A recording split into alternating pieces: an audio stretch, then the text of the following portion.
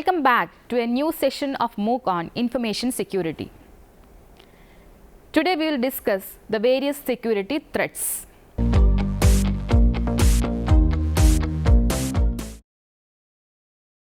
Modern people use technology with unbroken connection to the internet, which allows more resourcefulness in business and communication than before. Cyber criminals are wisely learning new ways to tap the most sensitive networks in the world. Protecting data is a rising challenge, but we should start from strong awareness of the threats possible to security. In this session, we will discuss some of the very common threats attacking our information system today. Threats to information security. Information security threats can be many, like software attacks, theft of intellectual property, identity theft, theft of equipment or information, sabotage, and information extortion. Threat can be anything that can take advantage of a vulnerability to breach security and negatively alter, erase, harm object or objects of interest. Software threats. Software threats means attack by viruses, worms, Trojan horses, etc. Many users believe that malware, virus, worms, bots are all same things, but they are not same. Only similarity is that they all are malicious software that behaves differently. Malware is a combination of two terms, malicious and software. So, malware basically means malicious software that can be an intrusive program code or anything that is designed to perform malicious operations on systems. Malware can be divided into two categories: infection methods and malware actions. Malwares on the basis of infection methods are following. First one is virus. They have the ability to replicate themselves by hooking them into the program on the host computer like songs, videos, etc., and then they travel all over the internet. The Creeper virus was first detected on ARPANET.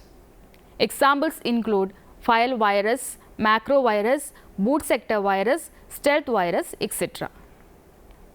Worms. Worms are also self-replicating in nature, but they don't hook themselves to the program on host computer. Biggest difference between virus and worms is that worms are network aware. They can easily travel from one computer to another if network is available, and on the target machine they will not do much harm. They will, for example, consume hard disk space, thus slowing down the computer.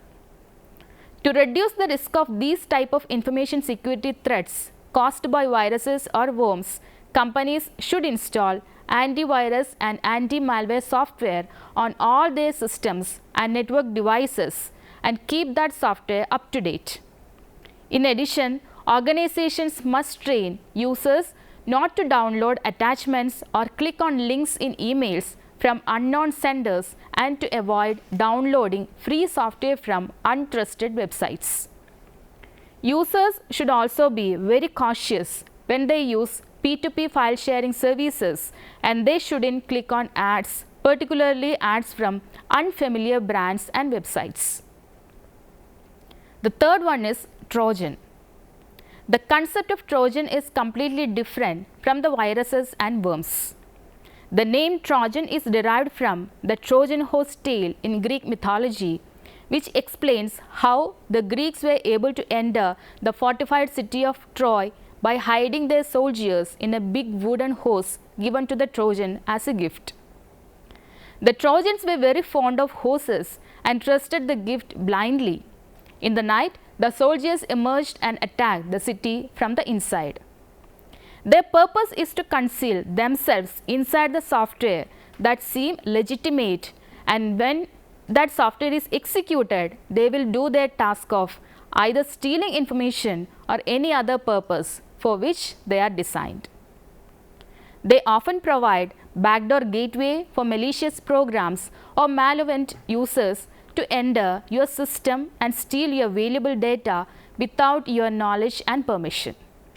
Examples include FTP Trojans, proxy Trojans, remote access Trojans, etc.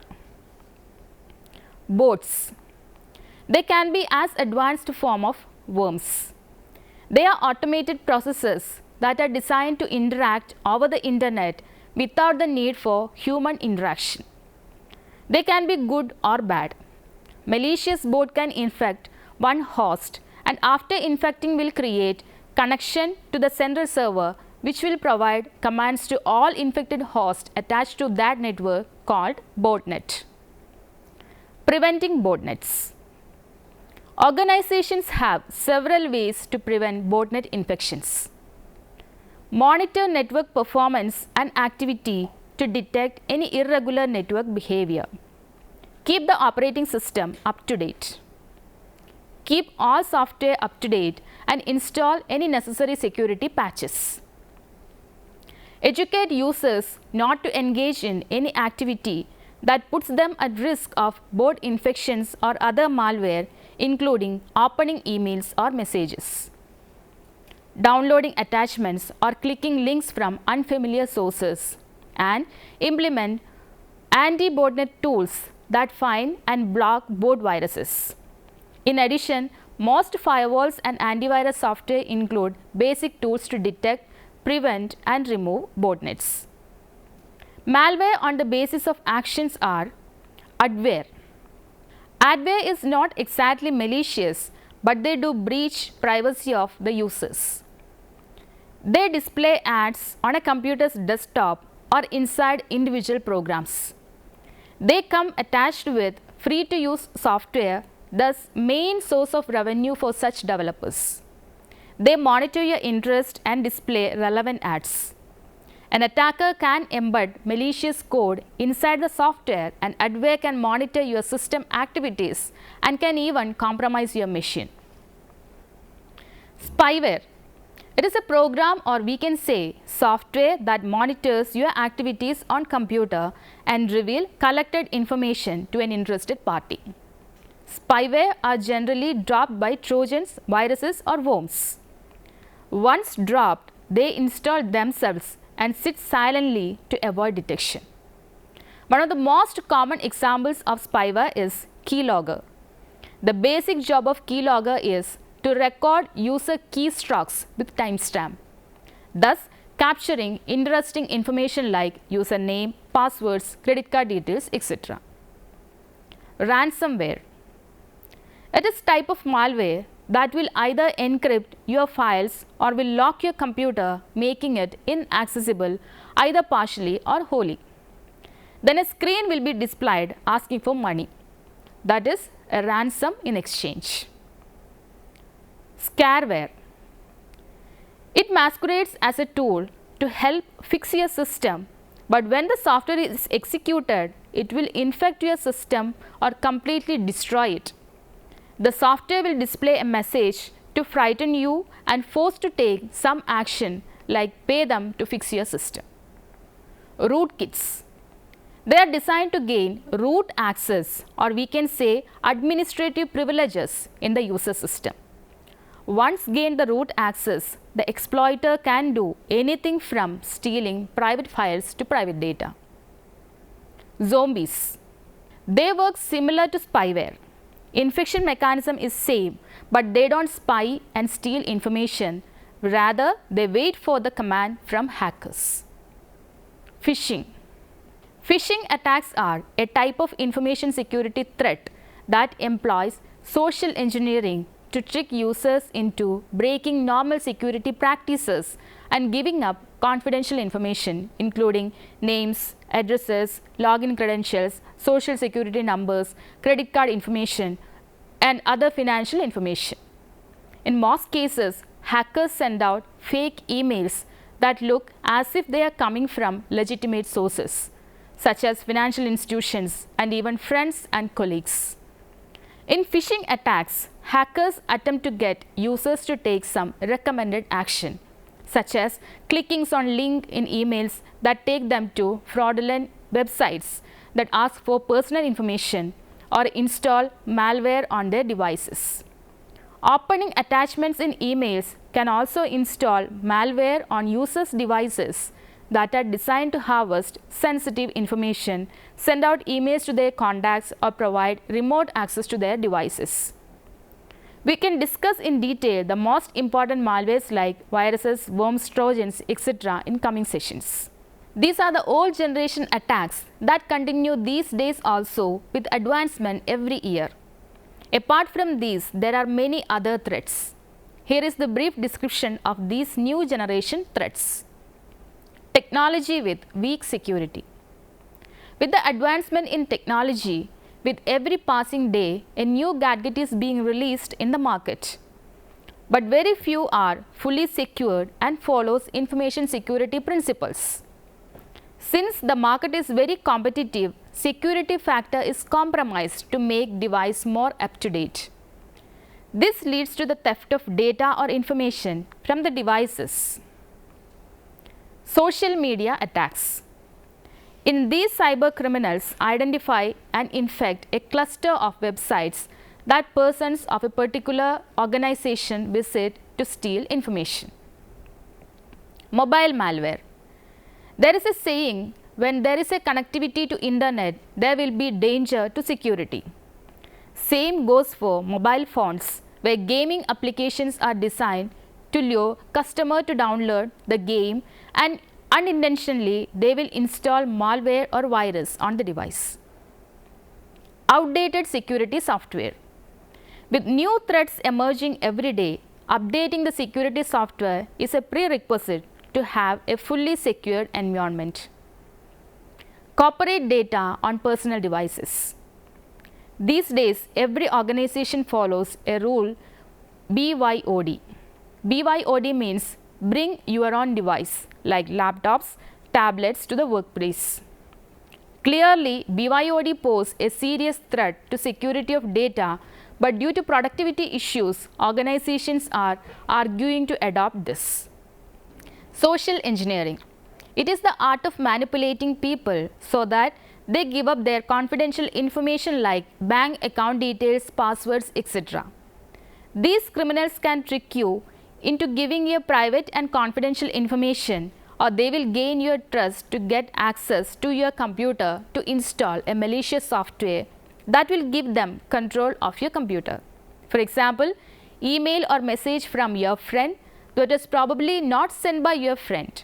Criminal can access your friend's device, and then by accessing the contact list, he can send infected email and messages to all the contacts. Since the message or email is from a non-person, recipient will definitely check the link or attachment in the message, thus unintentionally infecting the computer. Intruders in information security.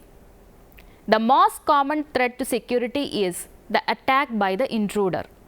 Intruders are often referred to as hackers and are the most harmful factors contributing to the vulnerability of security. They have immense knowledge and an in-depth understanding of technology and security. Intruders breach the privacy of users and aim at stealing the confidential information of the users. The stolen information is then sold to third party, which aim at misusing the information for their own personal or professional gains. Intruders are divided into three categories. First one is masquerader.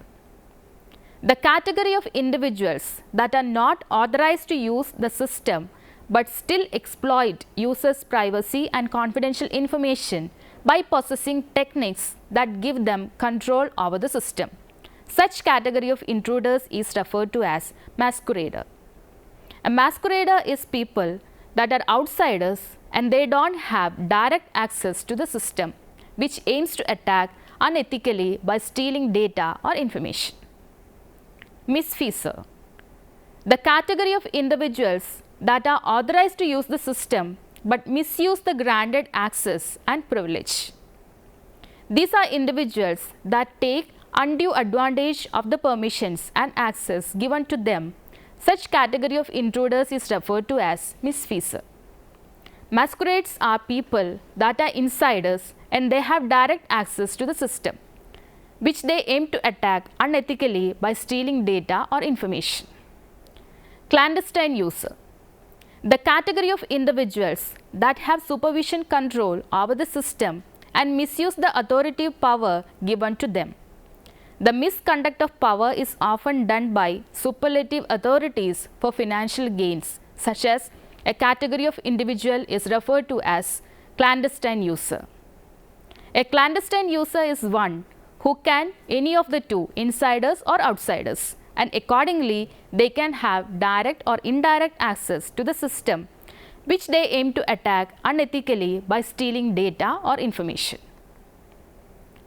Below are the different ways adopted by intruders for cracking passwords for stealing confidential information.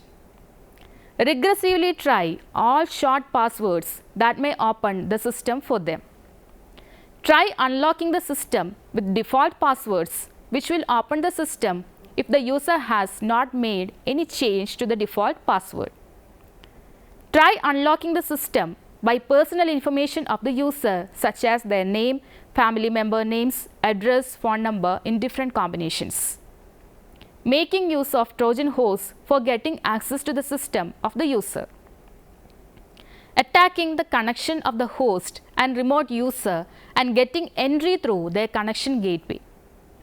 Trying all the applicable information relevant to the user such as plate numbers, room numbers, locality info, etc.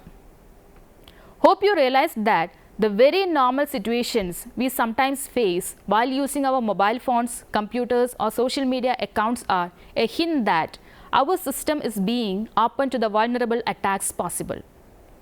To prevent intruders from attacking the computer system, it is extremely important to be aware of the preventive measures which may make the system vulnerable to the security.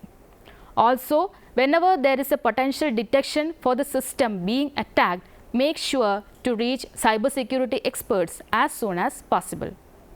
Hope this session was useful for you. Thanks for watching. See you next time. Bye.